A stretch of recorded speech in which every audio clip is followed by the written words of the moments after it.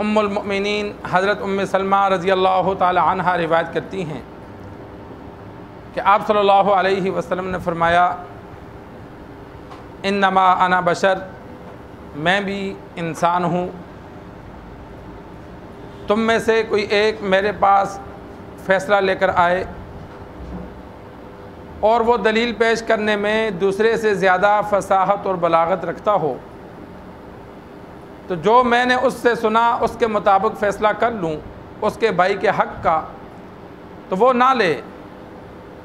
इसलिए कि मैंने उसके लिए जहन्नम के एक टुकड़े का फ़ैसला किया है। सरकार दो आलम सल्लल्लाहु अलैहि वसल्लम ने दूसरों का हक़ खाने से मना किया और उस पर गलत गवाह पेश करना या झूठी कसम उठाना उससे भी मना फरमाया कि मेरे फ़ैसले से या अदालत के फ़ैसले से एक बंदे को पता है ये मेरा हक़ नहीं है, तो अदालत अगर उसकी झूठी बातों में, झूठी गवाही में, दलाइल में आकर उसके हक़ में फ़ैसला देती है तो वह माल उसके लिए फिर भी जायज़ नहीं होता। सरकार दो आलम सल्लल्लाहु अलैहि वसल्लम की आदत मुबारक थी कि आप सल्लल्लाहु अलैहि वसल्लम जब दो बंदे झगड़ा लेकर आते तो आप सल्लल्लाहु अलैहि वसल्लम फिर उनको समझाते थे। दूर दराज से होते, गवाह ना होते, एक कहता ये इसने मेरी ज़मीन पे कब्ज़ा किया, दूसरा कहता मैंने नहीं किया। आप सल्लल्लाहु अलैहि वसल्लम जब कसम का कहते कि चल अगर तूने नहीं किया तो कसम उठा, तो जब वो कसम उठाने के लिए तैयार होता तो आप सल्लल्लाहु अलैहि वसल्लम फिर डराते कि अगर झूठी कसम उठाकर किसी का हक़ खाओगे तो क़यामत वाले दिन अल्लाह से इस हाल से मिलोगे कि अल्लाह नाराज़ होगा। तो वो बंदा फिर डर जाता, वो कहता या रसूल अल्लाह नहीं, इसी की जगह है, ये सच कहता है, मैं जगह इसी को वापस कर देता हूँ। तो इसी तरह आप सल्लल्लाहु अलैहि वसल्लम ने फरमाया, इंसान होने के नाते से कोई बंदा मेरे पास केस लेकर आता है, बात करता है, लेकिन होता वो झूठा है, लेकिन वो बोलता इतने उम्दा तरीके से अपनी बात को पेश करता है कि मैं उसे सच्चा समझ बैठता हूँ और उसके हक़ में फ़ैसला दे दूँ,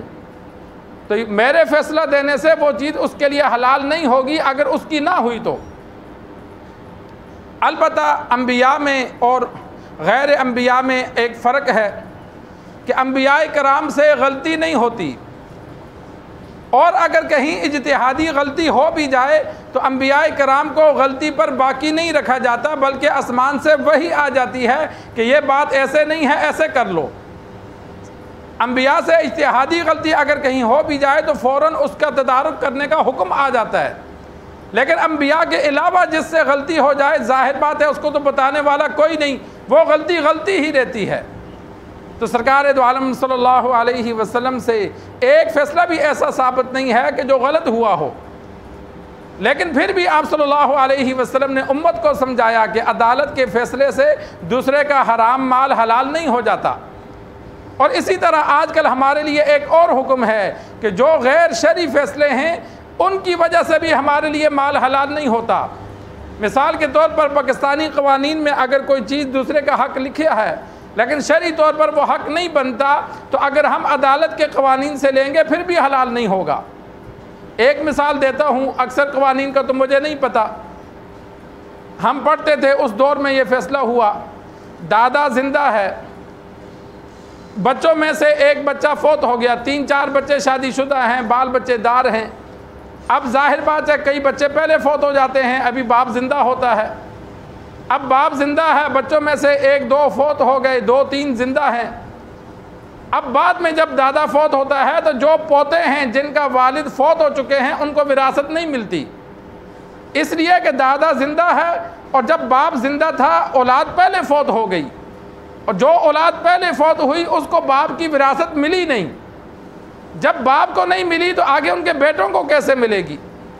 और जब दादा फौत हुआ अब जो बच्चे उसके ज़िंदा हैं, बेटे हकीकी ज़िंदा हैं, विरासत उनको मिलेगी। और बेटे के होते हुए बेटियां बेटे मौजूद हों तो कोई और वारिस नहीं बनता। अब पाकिस्तानी क़वानीन में उन्होंने कहा भाई नहीं, अगर कोई बच्चा बाप की मौजूदगी में फौत हो जाए तो उसका हिस्सा उसके बच्चों को मिलेगा। अब शरई तौर पर यह नहीं मिलता,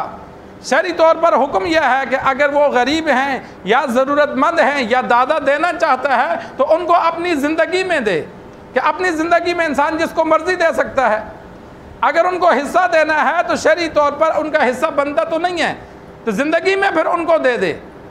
क्योंकि ज़िंदगी के बाद जब शरई तौर पर तकसीम होगा तो जो बेटे ज़िंदा हैं उनको हिस्सा मिलेगा। इसी तरह मिसाल के तौर पर 3-4 भाई हैं, एक भाई ऐसा है जिसने शादी नहीं की या शादी की थी उसकी औलाद नहीं है, जाहिर बात है अब ऐसा भाई जिसकी औलाद ना हो उसकी विरासत उसके भाइयों को मिलती है।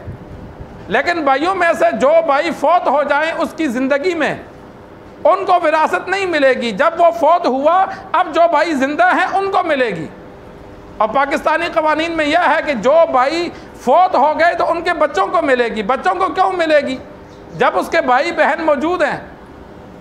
तो शरई तौर पर जब बंदा फौत हो तो जो उसके भाई बहन मौजूद हैं, हाँ अगर सब भाई मर गए, ये आखिर में मरा,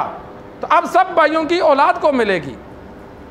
लेकिन अगर 1-2 भाई जिंदा हैं तो ऐसा भाई फौत हो जाए कि जिसका कोई और वारिस ना हो तो उसकी जायदाद फिर उसके भाई को मिलती है। तो अब ये जो गलत फैसले हैं, अगर वो बच्चे उठकर अदालत जाते हैं, अदालत ने तो फैसला देना है कि भाई जितना एक चाचे को हिस्सा मिला इतना इनको भी हिस्सा दिया जाए, कि इनका वालिद तो फौत हो गया लेकिन हिस्सा बच्चों को मिलेगा।